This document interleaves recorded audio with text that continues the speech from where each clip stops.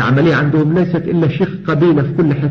ما هو في الكويت شيخ قبيلة وبترول، قطر شيخ قبيلة، شيخ القبيلة وبترول، بحرين أبو ظبي شيخ قبيلة وبترول.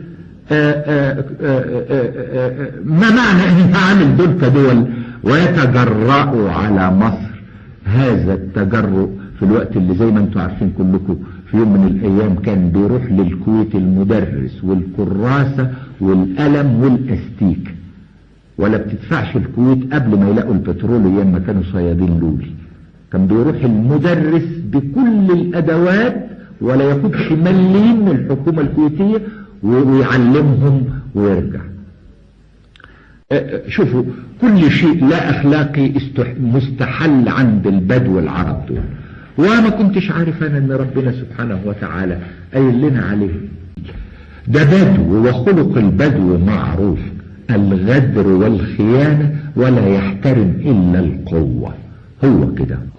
راجل جابر في الكويت طفل، وأنا وصفته بعد مؤتمر بغداد سكت دهرا ونطق كفرا. طفل كل همه انه ينمي ثروته، وهو كحاكم للكويت لا هم له الا انه ينمي ثروته وانه يرتعد فرقا من القوة. جنب العراق قوية يرتعد فرقا، جنب ايران قوية يرتعد فرقا. شعر ان مصر ماهيش قوية يبقى في منتهى السفالة والحطة، برغم ان تربطني بهذا الانسان كان صلات قبل ما يكون حاكم.